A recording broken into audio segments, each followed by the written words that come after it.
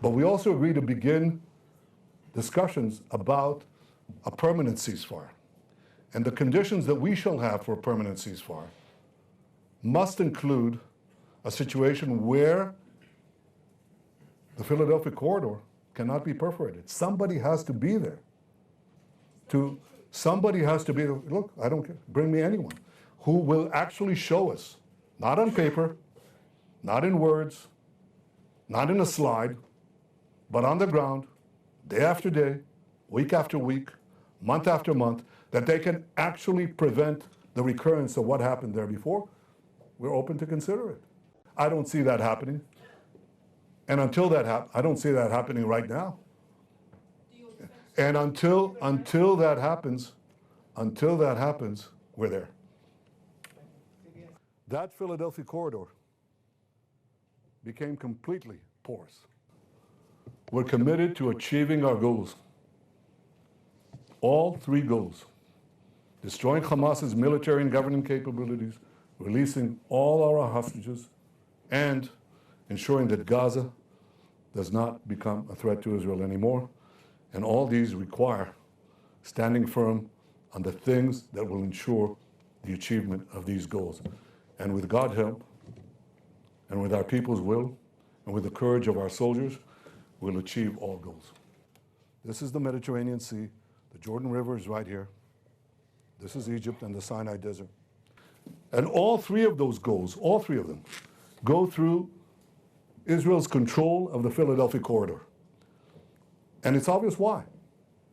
You want to destroy Hamas's military and governing capabilities, you can't let Hamas rearm. It's obvious. So you have to control the corridor. It's one of the tiniest countries on the planet. It's, I think, 0.1%. But we are firm on our red lines, including the Philadelphia corridor, for the reasons I described here. I'm flexible where I can be. I'm firm when I have to be. I think there is the possibility of getting this deal if we stick to this strategy. I said before, we got 150 hostages out because we combined a firm stance with military pressure. Southern barrier. I said, we need a southern barrier. I'm telling you that if we relieve the pressure, if we get out of the Philadelphia corridor, we're not going to get the hostages back. Certainly we're going to condemn a lot of them to stay there. We could get a few out. They'll give us that. But they'll leave a lot with them. We won't have the pressure point. And something else will happen. We will not be able to come back. So we won't release all the hostages.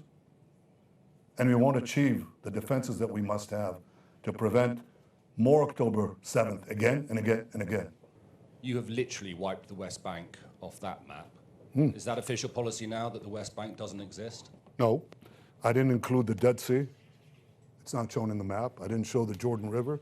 It's on this map. I didn't show the Sea of Galilee. But those are geographical features. This is a population of 2 million Palestinians who live there. Didn't get into that. I was talking about Gaza. There is a whole issue of what to do, how to achieve peace between us and the Palestinians in Judea and Samaria. I didn't get into that. That's another press conference. I'll be happy to do it. This is the Middle East, and this is the entire Arab world. Yesterday I visited in Ashkelon the family of one of the hostages murdered in cold blood. A day earlier I spoke to several of the families of these murdered hostages. It tears your heart out. I said to them that I'm sorry. I apologize that we didn't get them out. We worked so hard to get them. We were close, but we didn't. Domestic legitimacy, nor the international legitimacy to do it. Look how much problem we have now.